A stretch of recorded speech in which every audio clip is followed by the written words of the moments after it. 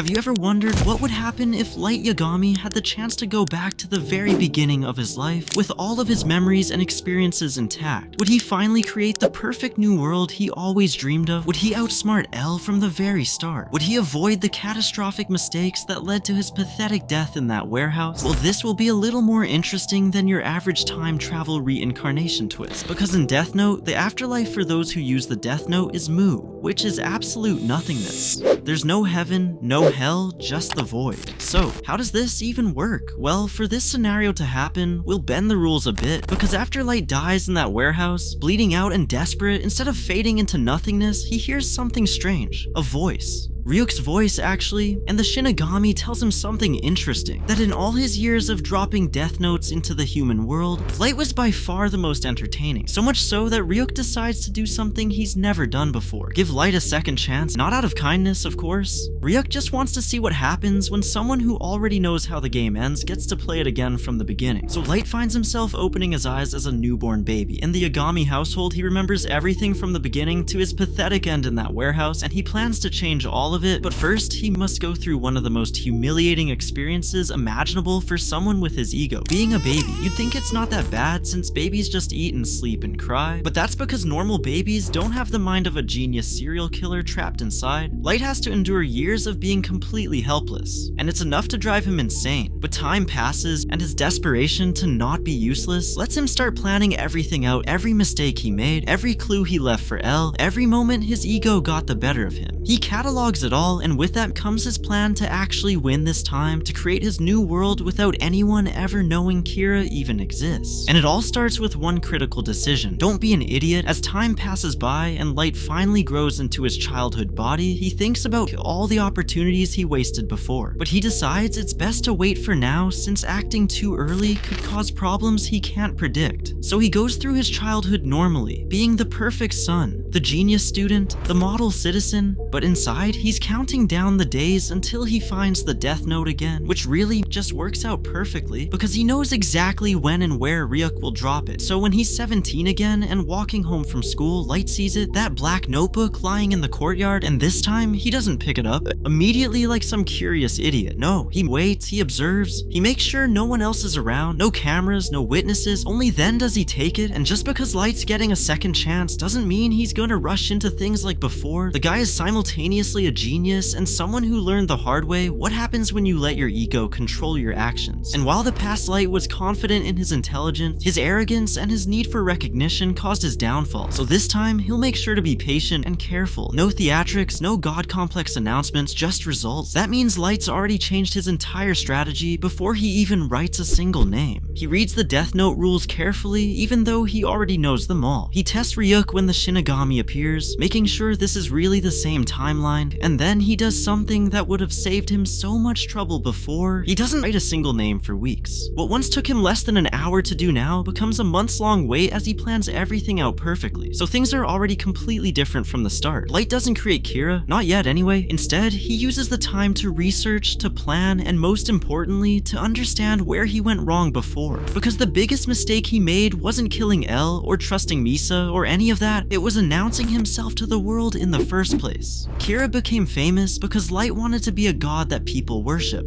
But this time, Light realizes something crucial. The most powerful god is one that nobody knows exists. So when he finally does start using the Death Note, it's completely different from before. No patterns, no heart attacks at the same time every day, no obvious murders at all. Instead, Light kills criminals through accidents, illnesses, suicides that seem completely natural. A murderer in Brazil has a heart attack, sure, but it's 3 weeks after Light writes his name, and the guy had a history of heart problems. A rapist in Germany gets in a car accident 2 months later. A corrupt politician in America develops sudden cancer. There's no connection between them, no pattern for anyone to find, no reason for L to even know something supernatural is happening. And so if you want to avoid making Light's mistakes and dying pathetically in a warehouse, I would advise that you like and subscribe. But anyway, normally Light would have killed L. Taylor the moment he appeared on TV challenging Kira. But Light's not that stupid anymore. He watches the broadcast with his family. His father talking about how the police are working with this L person to catch Kira, and Light just smiles because he knows it's a trap. He's already fallen for this exact trick before, so he does absolutely nothing. Doesn't even think about using the death note, just watches as the fake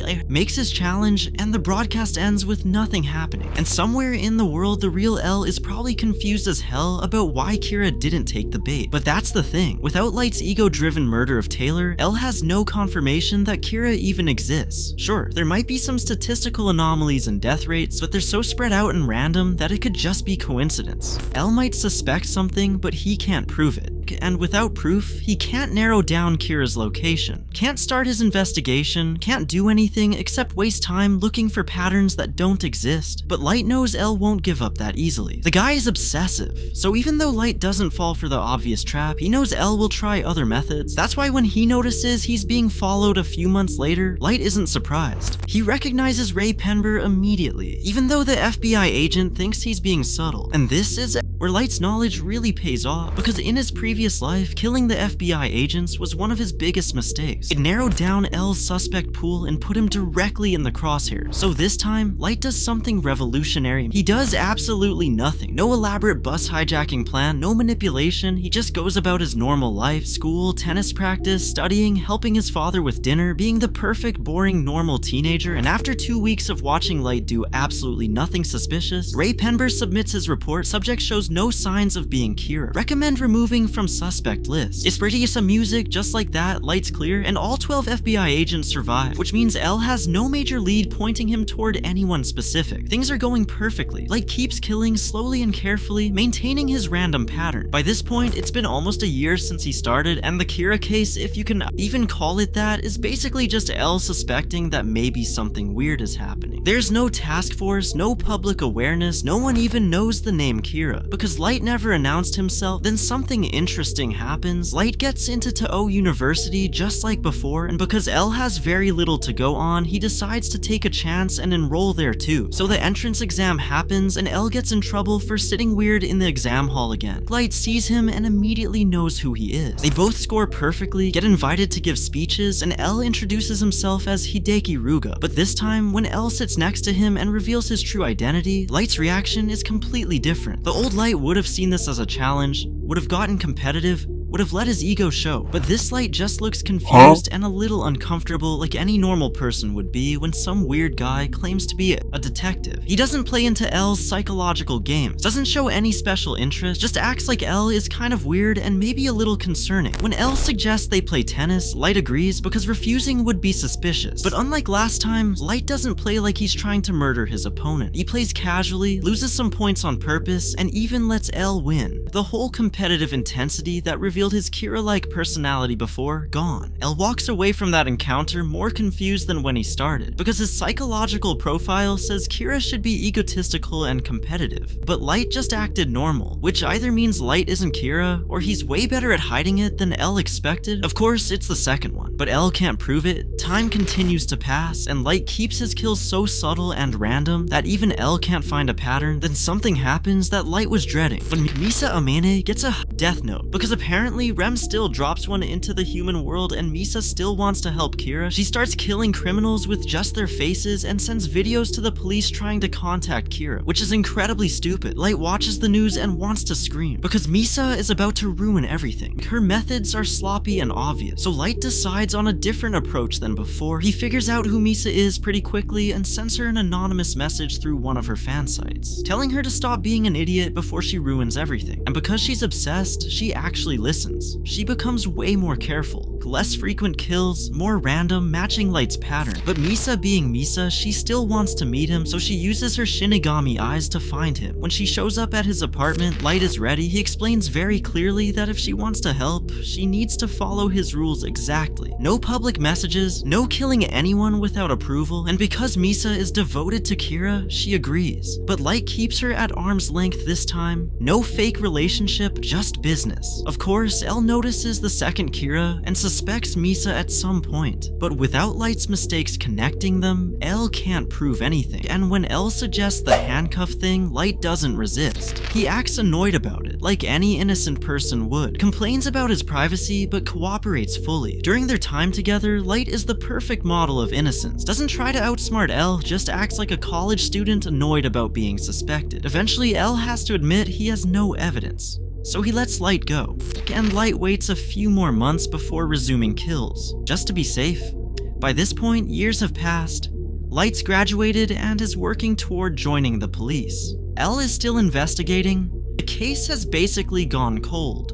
The task force has been reduced to just a couple of investigators doing it part-time. Then something happens that Light wasn't expecting. L dies, not because of the death note, just natural causes or an unrelated accident, and with L gone, the investigation basically dies too. Because L was the only one who really believed Kira existed. So the investigation gets officially closed, and Light has won. But winning looks different than he imagined. There's no public worship, no one knows Kira exists. Light is just a guy with a death note quietly killing criminals. And at first that bothers him, but then he realizes this is better. Crime rates are going down slowly but steadily, and people don't know why. They just think society is improving naturally, which means Light's vision is being realized without any drawbacks. No one's hunting him, he can just keep working in the background. Near and Mello eventually show up as L's successors, but without L's notes, without any evidence, they have nothing to go on. They might suspect something weird is happening, but they can't prove Kira exists, let alone find him, so Light just keeps living his life. Gets married, has kids, joins the police force, and the whole time, he's using the death note to quietly make the world better. Decades pass, Light gets older, and the world really does become better. Not perfect, but better. Crime is down, society has improved, and no one knows why. Then one day, when Light's old and ready to die, he writes his own name in the death note as mute because he knows someone else might find it and misuse it, so he destroys the notebook first, then lets himself die naturally. And Ryuk, who's been watching this whole time, actually seems disappointed, because the first time around, Light's story was exciting and dramatic, but this time, Light just won quietly, no fanfare, no epic confrontation, just a steady victory that no one knew was happening. And in the Shinigami realm, Ryuk tells the other Shinigami about it, about how he gave a human a second chance, and that human won so completely that no one even knew the game was being played. And the other Shinigami probably don't believe him, but that's the thing. Light realized the most perfect victory isn't where everyone knows you won. It's where you win so thoroughly that no one knows there was a competition. His ego wanted worship in his first life, and it destroyed him. But in his second life, he sacrificed the worship for the actual goal, and he succeeded, not as a god that people feared, but as an invisible force that people never knew existed. And honestly, that's way more terrifying than the original Kira ever was. Because at least with the first Light, you knew he was there. You could fight back, but with this version, by the time you realize what happened, it's already over, and there's nothing you can do about it. And folks, that's what would happen if Light Yagami was reborn with all of his memories. So what did you think? Let us know in the comments below. Be sure to like, subscribe, press all the buttons. You know how this works. Thanks for watching, and bye-bye.